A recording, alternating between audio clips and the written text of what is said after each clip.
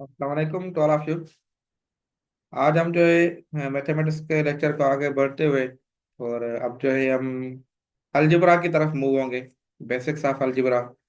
आप में से एक तो स्टूडेंट ने मैसेज किया था कि अलजेब्रा जैसे अब यूज हो रही थी कल वाले वर्ड प्रॉब्लम में, तो बेसिक आप बता दें। तो आज हम बाकायदा स्टार्ट करते हैं।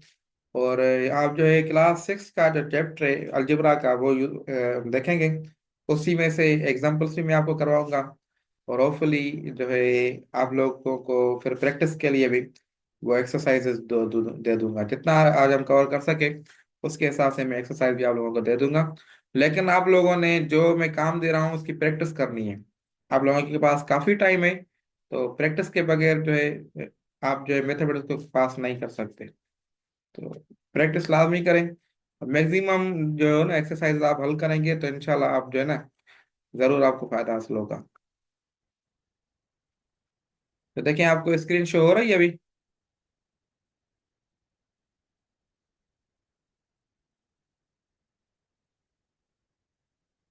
और आवाज वगैरह मेरी ओके, स्क्रीन पे ओके शो हो रही है, तो हम स्टार्ट कर लेते हैं।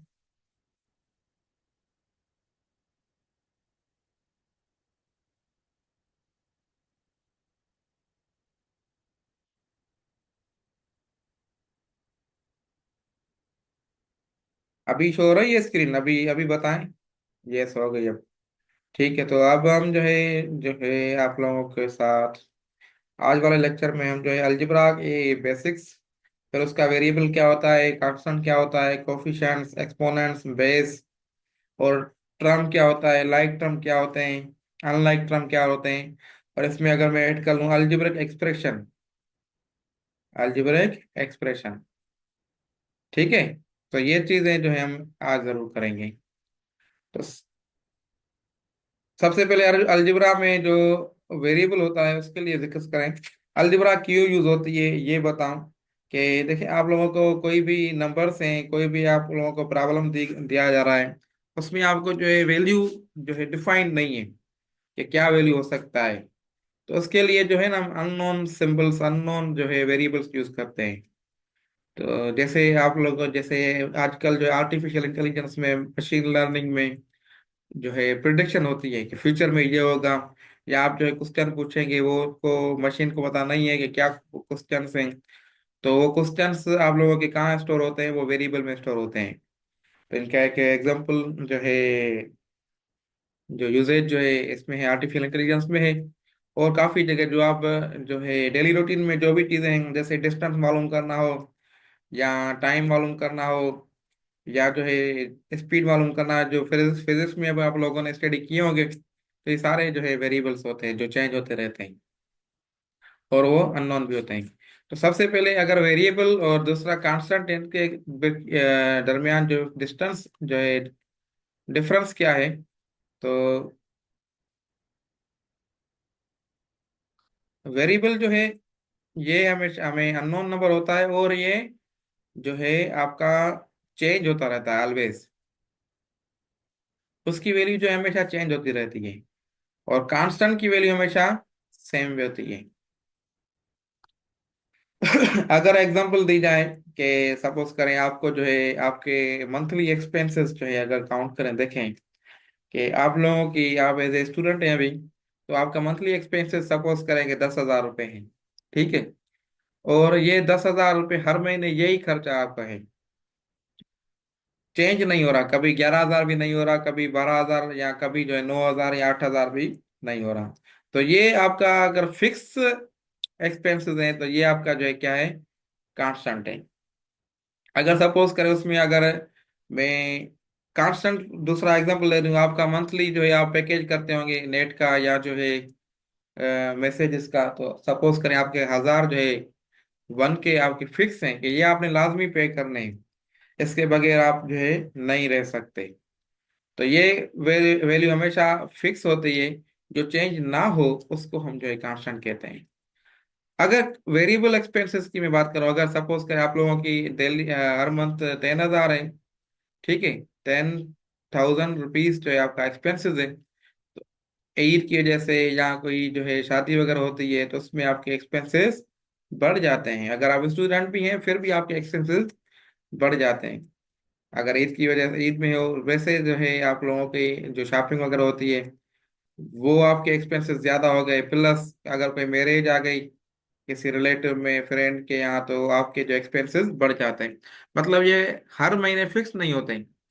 एक महीने में शादी है तो आपका एक्सपेंसेस 13,000 पे चला जाएगा। ठीक है, दूसरे महीने कुछ भी नहीं है, नॉर्मल है, तो आपका एक्सपेंसेस पीछे जाके 8,000 पे आ जाएगा। और जैसे रमजान का महीना आ रहा है, तो इफ्तारी के टाइम भी आप लोग कुछ लेंगे, तो जाहिर बात है आपके एक्सपेंसेस ज्यादा हो जाएंगे। तो मतलब जो वैल्यूज की चेंज हो, फिक्स ना हो, उसको वेरिएबल कहेंगे। जो इसकी वैल्यू सेम हो उसको हम जो है कांस्टेंट कहेंगे। क्लियर है? अब थोड़ी थ्योरी बता रहा हूँ आप लोगों को, बेशक आ भी रही होंगी। मैं जो है खास तौर पे जो कंसीडर करता हूँ प्री मेडिकल के स्टूडेंट्स होते हैं, या जिनको बिल्कुल भी मैथ नहीं आती, उनको सपोज करके वहां से स्टार्ट करता हूँ। इंशाल्लाह जिसको आ भी रहा होगा वो भी इस लेक्चर में कुछ ना कुछ सीख के जाएगा। ठीक है। अब वेरिएबल में जैसे अब आपके पास अगर थ्री की बात करूं मैं इधर, तो थ्री जो है इसकी वैल्यू हमेशा थ्री होगी। अगर आप कहीं बताएं कि हम जो है तीन भाई हैं, तो जिसके जिसको बताएंगे उसके जहन में यही होगा, इसके जहन में तीन मतलब एक भाई, दूसरा भाई, तीसरा भाई, तीन भाई हैं। अगर आप जो है कहें कि मैं 3 दिन के बाद आऊंगा, तो इसका मतलब ये है कि एक दिन, दूसरा दिन, तीसरा दिन, एक जो है माइंडसेट बना हुआ कि ये कांस्टेंट वैल्यू है, इसकी वैल्यू हमेशा सेम होगी। अगर आपको आपसे कोई पूछे आप कितने भाई हैं, तो आप एक्स कर दें, तो अननोन नंबर है, हो सकता है आप चार भाई हो सकता है कि एक्स की वैल्यू तीन हो, तीन भाई हो सकता है कि दो हो। ठीक है, तो इसकी वैल्यू हमेशा चेंज होती रहती है। अगर मैं एग्जांपल दे दूं, x plus two is equal to seven, तो इसमें बताएं एक्स की वैल्यू क्या है। अब बताएं, मैसेज में बता रहे हैं बेशक। एक्स की वैल्यू इस केस में क्या है? X plus two is equal seven. इस तरह एक्स की वैल्यू क्या बन रही है? एक्स की वैल्यू फाइव बन रही है ना। तो ये निकाल बताऊंगा मैं कैसे वैल्यूज निकालते हैं, अगर किसी को नहीं भी आ रही तो कोई इशू नहीं है। ठीक है। तो अगर मैं आपको कहूं कि x plus four is equal to ten, तो इस केस में एक्स की वैल्यू क्या आ गई? सिक्स। ठीक है। तो देखें, एक्स की वैल्यू दो इक्वेशन मैंने लिखी है, दोनों इक्वेशन में एक्स की वैल्यू चेंज हो गई। तो यही कहने का मतलब है कि एक वेरिएबल की वैल्यू हमेशा चेंज होती रहती है। क्लियर होगी बात? अगर अब जो है हम आ जाते हैं जो एग्जांपल्स हैं बुक में गिवन है, वो देखते हैं, फिर इंशाल्लाह आगे भी कुछ अपनी तरफ से भी मैं आपको बताऊंगा जो बुक में नहीं भी है। जो आपको जाहिर बात है, आप इंटरमीडिएट में हैं, तो आपकी लेवल कुछ ज़्यादा होगी, तो एडवांस करके भी मैं आपको ये चीज़ें बताऊंगा।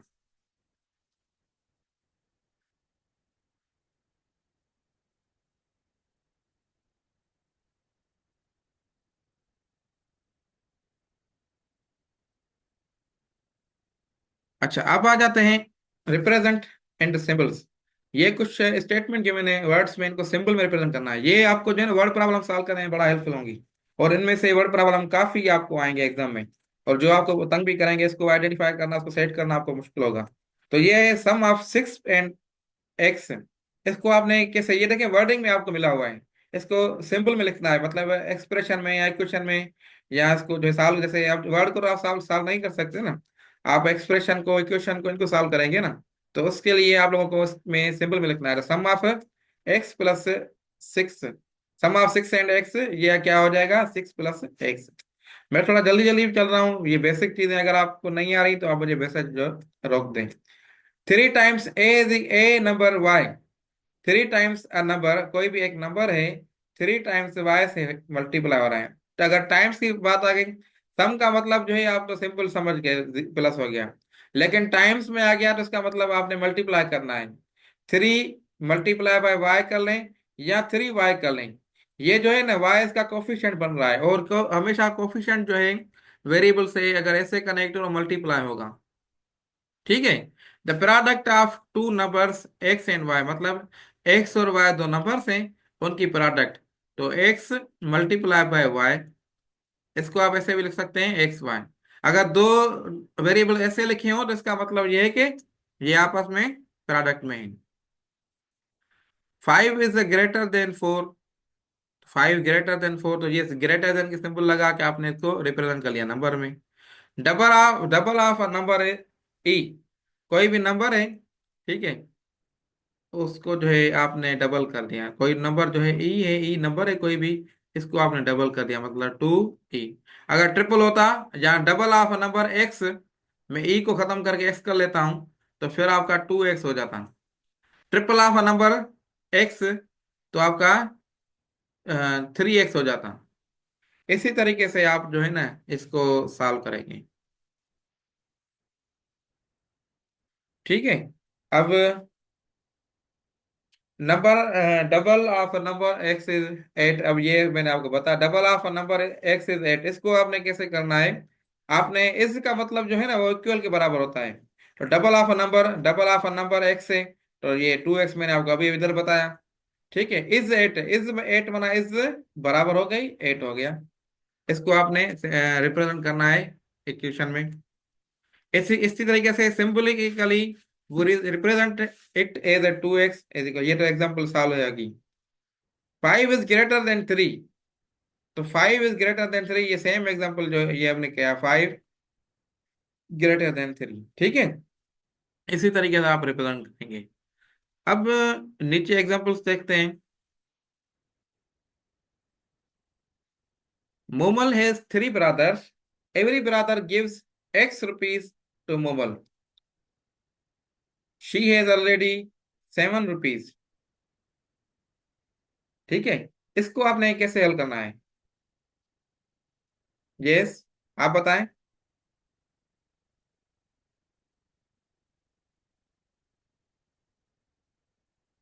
मैसेज में बता दें, इसको कैसे हल करना है? आप में से कोई बताए, मैसेज में बताएं या वॉइस के जरिए बताएं।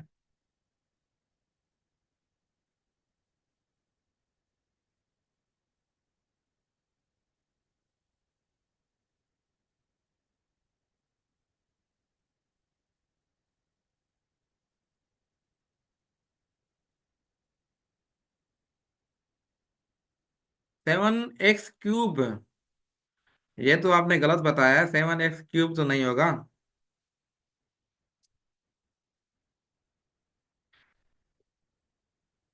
ओके, सो मैं आपको बता देता हूँ। इससे मुझे ये आइडिया हो रहा है कि आप लोगों की जो मैथमेटिक्स है माशाल्लाह, बिल्कुल आपके बेसिक कॉन्सेप्ट जो है ना वो क्लियर नहीं है, तो कोई इशू नहीं है। तो मैं आपको उस हिसाब से ही पढ़ाऊंगा जिससे जो आपकी लेवल है, आपको इंशाल्लाह जो चीज़ें समझा रहा हूँ आपको समझ में भी आएंगी। तो ओके, तो मैं आपको बताऊं कि अभी मैं ये एग्जाम्पल कर रहा था, तो आपको अभी करके बताता हूँ। Momal has 3 brothers, every brother gives x rupees, मतलब वैल्यू पता नहीं है, ठीक है, x रुपीज।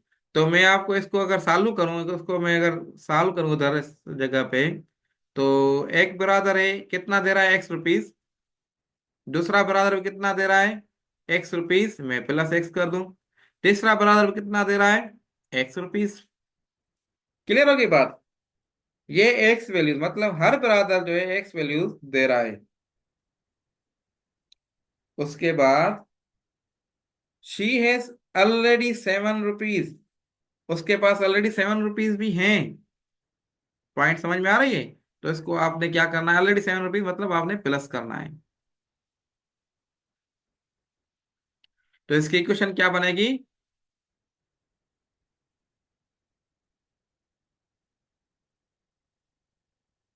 यस, ये डिलीट होगा, एक्स प्लस एक्स, और इसके पास ऑलरेडी 7 रुपीज है, मतलब ये 7 और भी बन गई।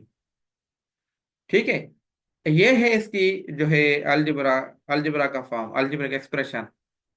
ठीक है कि भाई, अलजेब्रिक एक्सप्रेशन की बात क्या, एक्सप्रेशन अभी मैं आपको बता भी रहूंगा एक्सप्रेशन क्या होता है।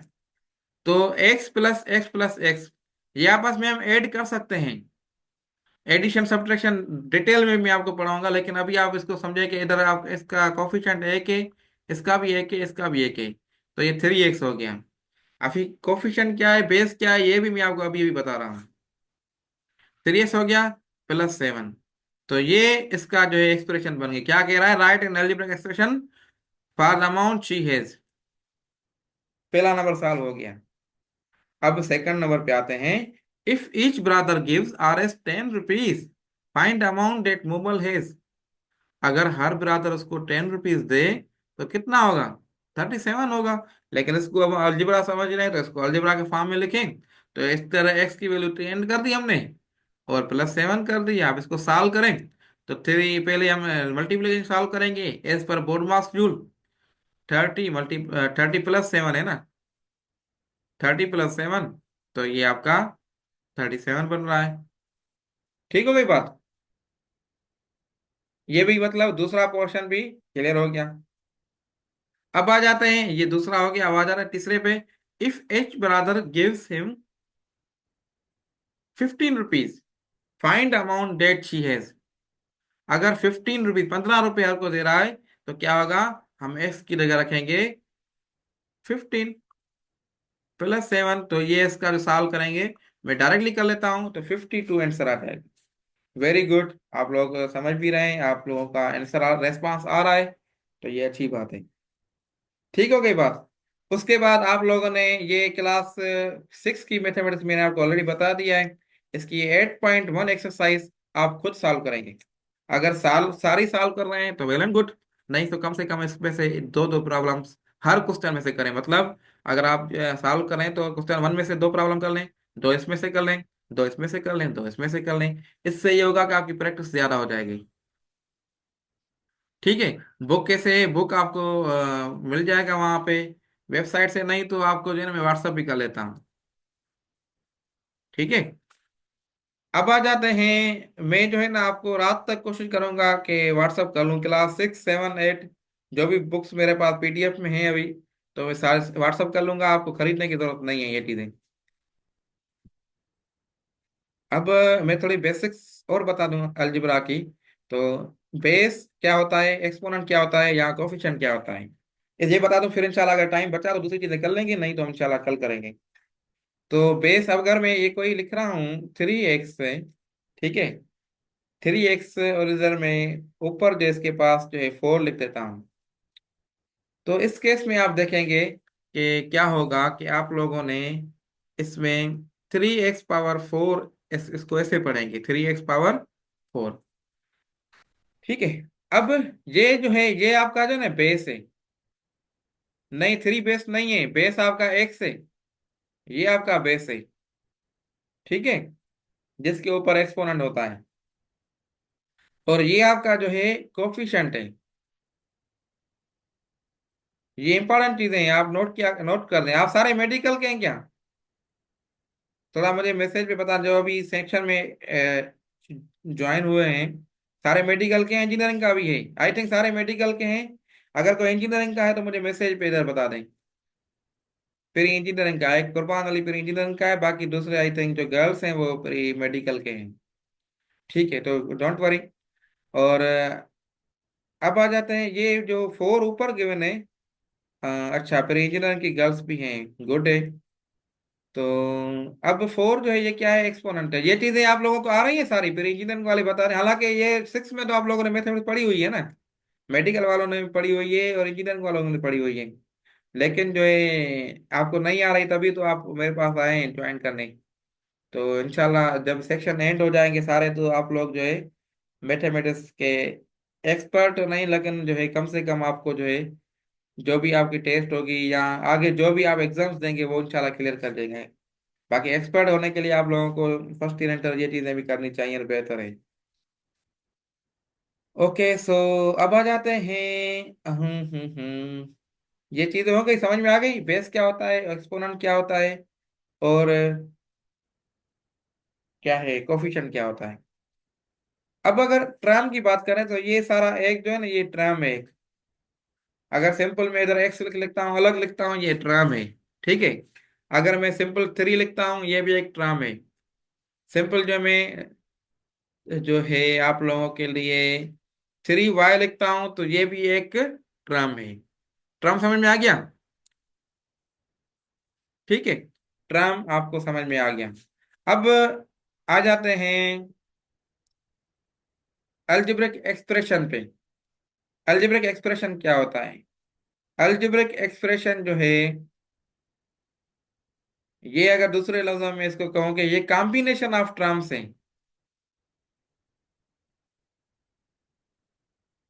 एक टर्म या दो टर्म, तीन टर्म मिला के एल्जेब्रिक एक्सप्रेशन बनती है। ये पॉइंट नोट कर लें, ठीक है। ये थ्योरी है, थ्योरी आप लोगों को कॉन्सेप्ट आपके आने चाहिए। और अब देखें, ये एक टर्म है, ये टर्म है, ये टर्म है। अगर मैं इनको मिलाऊं, x+3 करूं, तो ये आपकी क्या हो गई? Algebraic expression. ठीक है। इसमें कितने टर्म है? इस अलजेब्रिक एक्सप्रेशन में कितने टर्म्स हैं? यस बताएं। टू टर्म्स हैं, वेरी गुड। टू टर्म्स हैं। अगर मैं ऐसे करूं, x+3y+3, इसमें कितने टर्म्स हैं? इसमें भी थ्री टर्म्स हैं, वेरी गुड। अच्छा, अगर मैं ये भी टर्म मिला दूं इसके साथ, 3x पावर 4 + x+3y+3, तो इसमें कितने टर्म्स हैं? फोर टर्म्स हैं, वेरी गुड।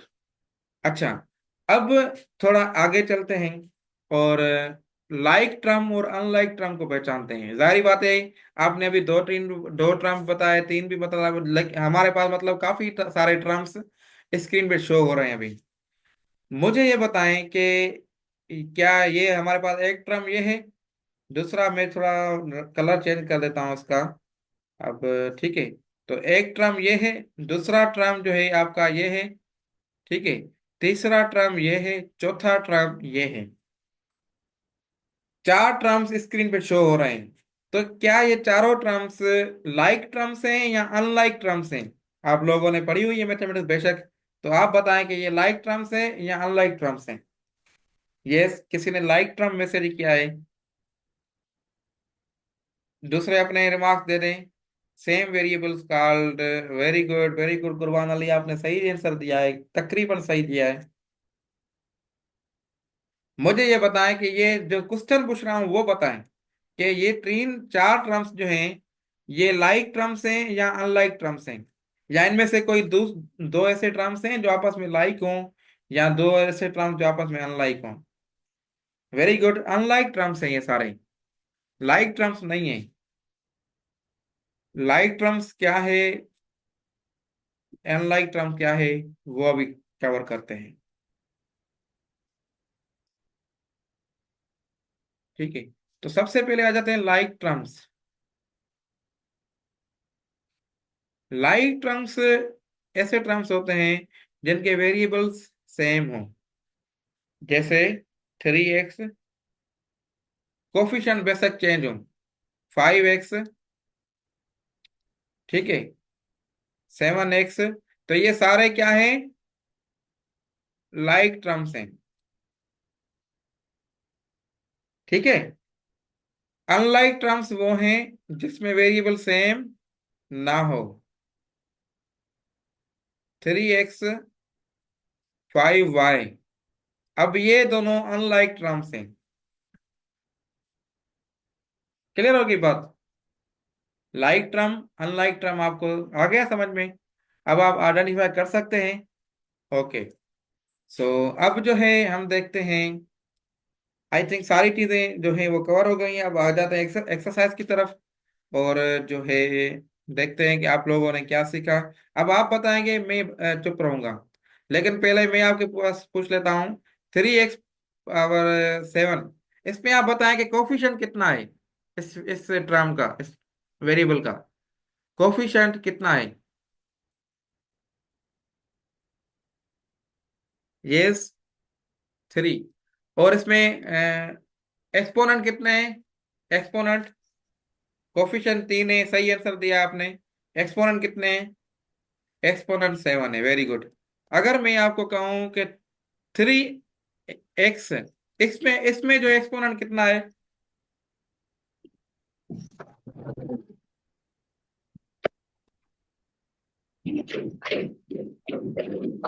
यस, माइक बंद कर दें, अगर किसी को बोलना है तो बेशक बोले, वरना खाम खा माइक ऑन ना करे कोई भी।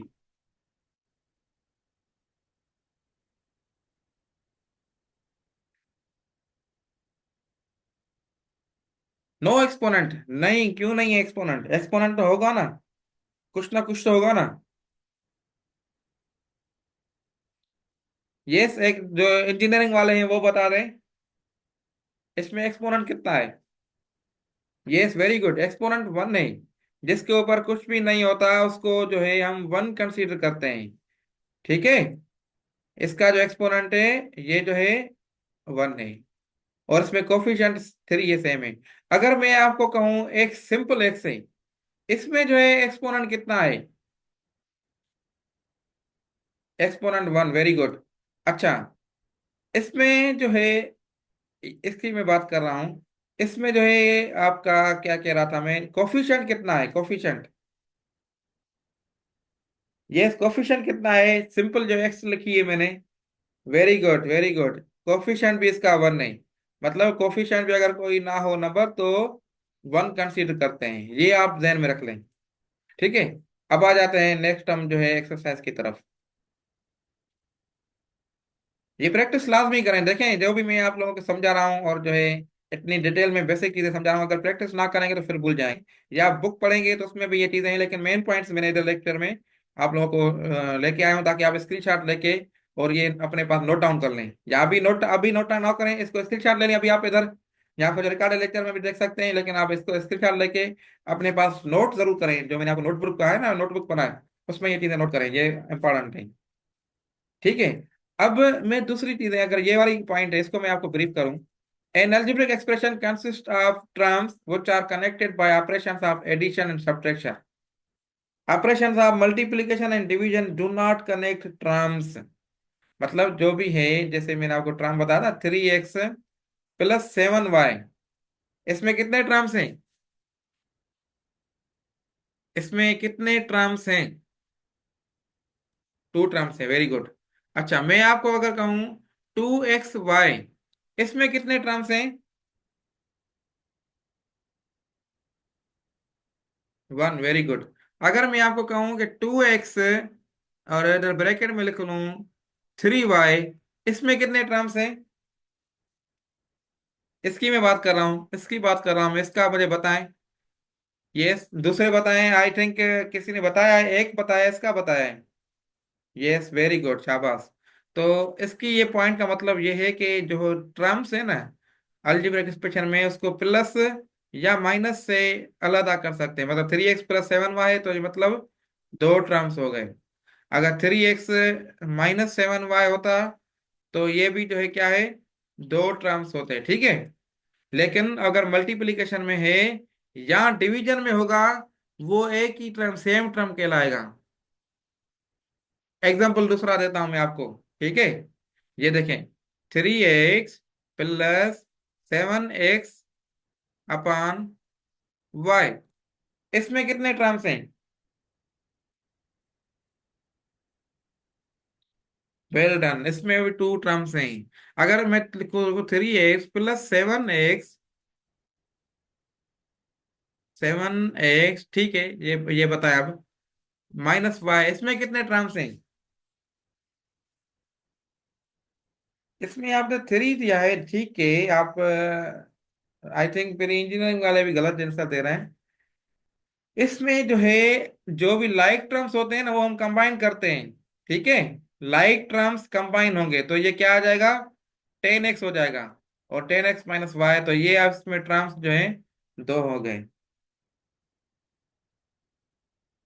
अच्छा, उसके बाद ये पॉइंट है, ये भी मैंने आपको समझा दिया है कि जो सिंबल या कोई नंबर किसी भी के साथ, वेरिएबल के साथ मल्टीप्लाई होगा उसको कोफिशिएंट कहा जाता है। ठीक है, ये हमने कवर कर दिए। और जो है जनरली एक्स वाई और जेड जो है एज ए कोफिशिएंट लिया जाता है। ए बी सी जो है एज ए वो है कांस्टेंट या ऐसे कोफिशिएंट लिया। जैसे ax + b = c, तो ये लीनियर इक्वेशन की जनरल इक्वेशन है, ये आगे हम पढ़ेंगे। ठीक है। लेकिन आप में ने ये पढ़ी होगी, मैथमेटिक्स क्लास 8 में पढ़ी होगी ये चीजें, क्लास 7 में भी आई थिंक है। तो ये चीजें आपने पढ़ी होंगी। तो इसको जैसे ए है, तो ए इधर वेरिएबल नहीं है, ए इसका कोफिशिएंट के तौर पर यूज किया गया है। बी इधर जो है एज ए कांस्टेंट जो है यूज किया गया है। सी इधर एज ए कांस्टेंट यूज किया गया है, ना कि आपका वेरिएबल यूज किया गया है। ठीक है। तो ये कुछ चीजें हैं, अभी टाइम हमारा काफी खत्म हो गया, बाकी कुछ ही मिनट बचे हैं। मैं कोशिश कर रहा हूँ कि ये आप लोगों के साथ, ये आप प्रैक्टिस सब खुद कर रहे हैं, चीजें मैंने आपको बता दी हैं। ठीक है, ये स्क्रीनशॉट ले लें आप।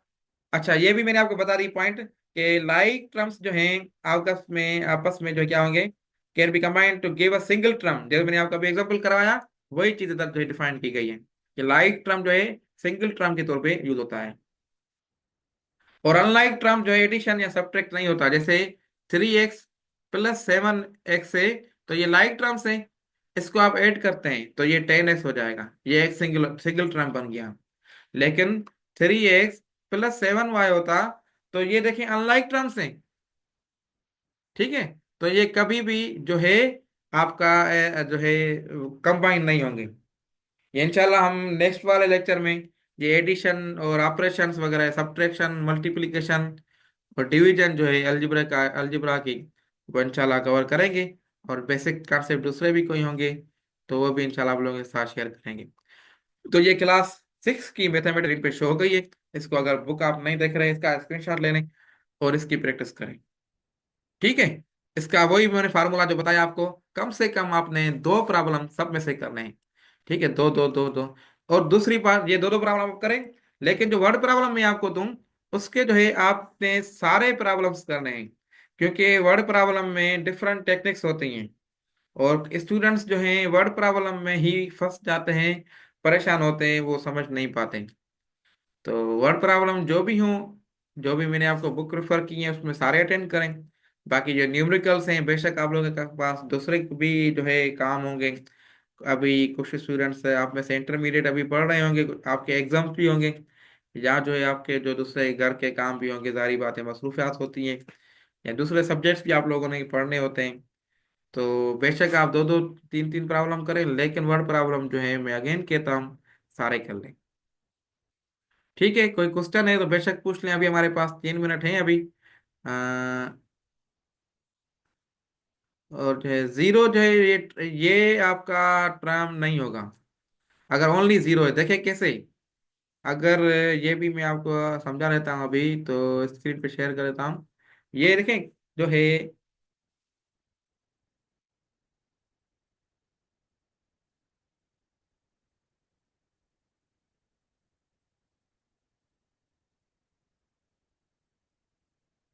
स्क्रीन शो हो रही है आप लोगों को?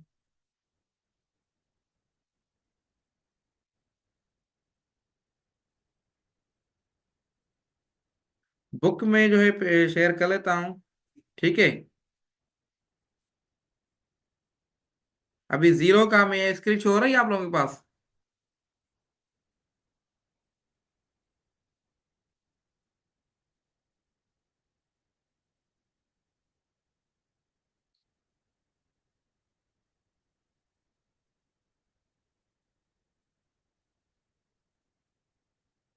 नहीं, वो बोर्ड वाली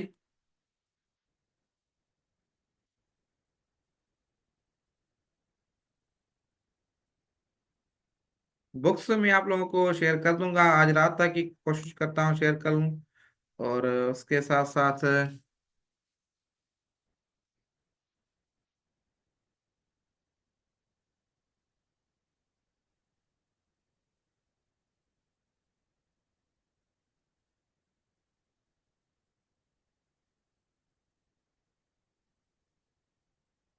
अच्छा ये आपने जो पूछा है जीरो जो है, अगर सेपरेटली है तो इसको हम जो है टर्म कंसीडर करते हैं या नहीं। तो देखिए 3x + 0 अगर मैं लिख दूँ, तो ये देखिए आपके पास अब इसमें कितने टर्म्स हैं? 3x + 0 इसमें कितने टर्म्स हैं ये आप बताएं। 2 मिनट अभी हमारे पास है, इंशाल्लाह मैं आपको इसमें एक टर्म कैसे, 2 टर्म्स होंगे, जीरो भी तो नंबर है ना, कांस्टेंट है ना। तो 2 टर्म्स होंगे, तो जीरो जो है आपका एज ए टर्म जो है यूज हो रहा है।